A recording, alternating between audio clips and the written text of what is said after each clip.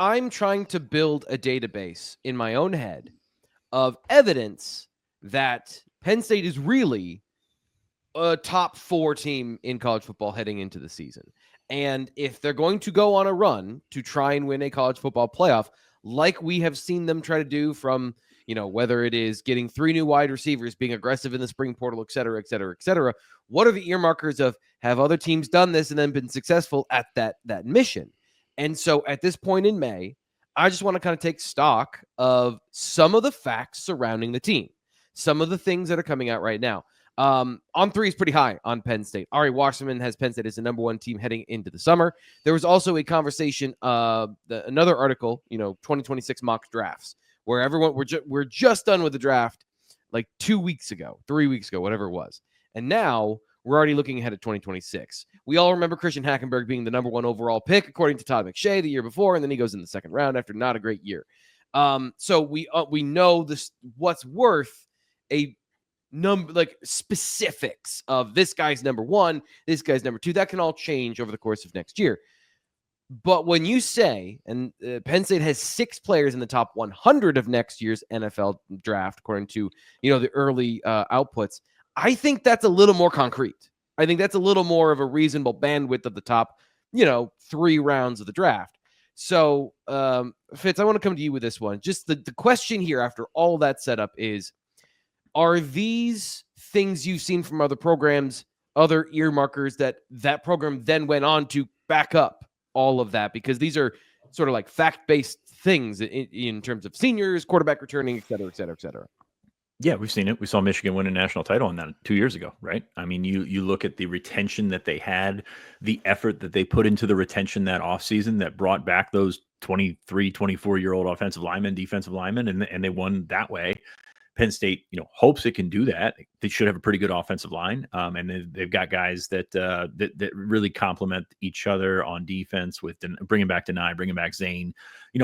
I just think that's where it starts, is with retention. Penn State had 5 guys drafted this year, which is like the low water mark for them, which is pretty remarkable when you think about it. Like 5 guys in a draft is amazing for some schools, but Penn State's done it, I believe, in 5 straight drafts now. So like there's something on the other side of that.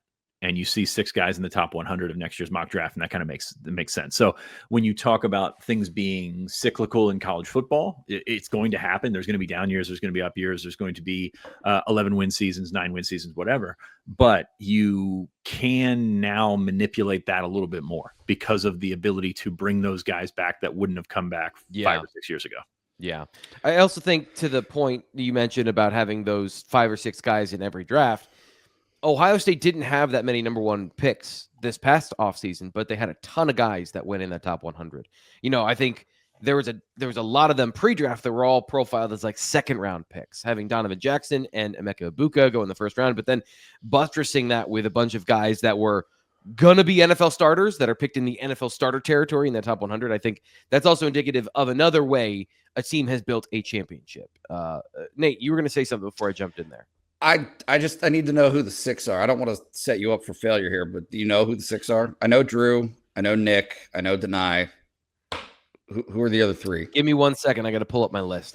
You caught me taking a swig of water because the allergies, which I never had until my 30s, are suddenly like beating me in the face. Yeah. Drew Allard, Denny, Dennis-Sutton, Nick Singleton, Zane Durant. Interestingly, Katron Allen and Amari Campbell. So Katron Allen, I believe. Amari Campbell, I don't know about that one. But I think you could easily substitute a guy like... Let me make my own edit and say, let's put AJ Harris in there instead of... I was waiting for that name. Yeah. Me too. Yeah. Okay.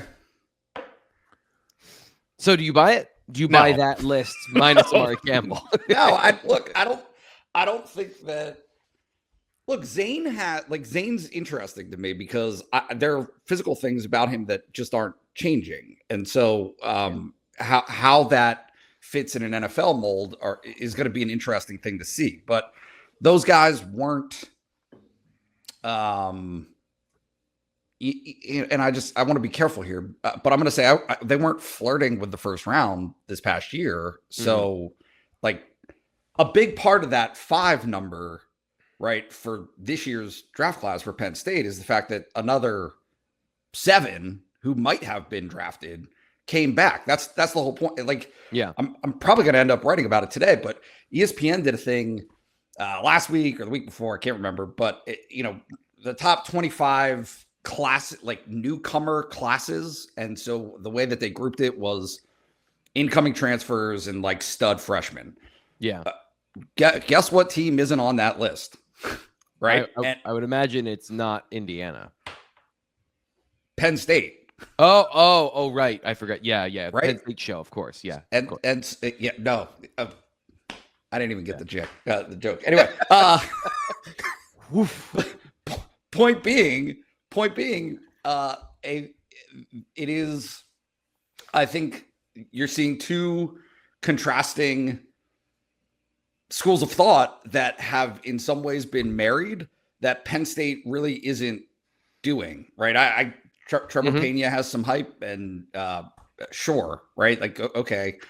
But if you look at the transfer class that Penn State brought in, if you look at the class of incoming freshmen that Penn State brought in, and you're asking yourself whether or not those qualify as like instant injection of elevation, it's not. And not only is it not, but the reason for that is Penn State is counting on its older guys leading this, right? Yeah. Being the front end of the train and really delivering the success that they're looking for. But I do think it's interesting to ask the question right now, can you do this on that alone? like, do you need that young guy? Because Ohio State did last year. Yeah. Right. Jeremiah Smith, like they needed some studs out of those younger classes. And it's Jeremiah Smith, Caleb Downs, Quinshon Judkins, when they already had Travion Henderson. You're right. They added quite a bit to that roster in terms of impact guys at the top end of the team. I wouldn't suggest that Penn State hasn't filled holes, right? Like they have done a good job of helping to round out the roster, but is it a star level that can put Penn State in that conversation? I'm not stunned. I get where the conversation is. It's just interesting to me right now that this team is getting as much hype as it's getting. Yeah. Well, again, we're comparing different models. Ohio State going one way, Michigan going the retention and development. The class of 2022 was a top 5 class in its cycle. You lose Abdul Carter, obviously, that's a big part of that, but the majority of those top guys are on the roster still and are all seniors now. So that veterancy and then backfilling with guys that will play. Like, I think even a guy like Owen Wafel could find a role on the team as a run stuffer, as a guy who's in the rotation, as maybe an unheralded guy in the transfer portal. Again, to your point, not instant impact freshmen or seniors, but role players. I guess Fitz, by the way, the 6 players in the first top 100 were according to College Football Network. So take that for what you will. I'm not overly familiar with College Football Network's work, but I think it does. This generally does speak to the that part of the class, because most of this is Katron Allen, Singleton, Durant, Dennis-Sutton, Aller, like that class of 2022. And I think there's guys from 2023 that we're overlooking as well in this particular conversation. Somebody that I don't think is familiar with the talent depth at Penn State and some of the guys that could be on the rise. Do you think there's enough guys internally on the rise, Fitz, to make that happen? I think so. And I think there's still a lot to go with. We've been getting hit from all sides with Penn State as a preseason number 1. And Nate and I have pushed back a little bit on that, just with, I think it's kind of like this everywhere. You're so close to it that you notice the flaws much more inherently than if you're Ari Wasserman put Penn State number 1, from on 3.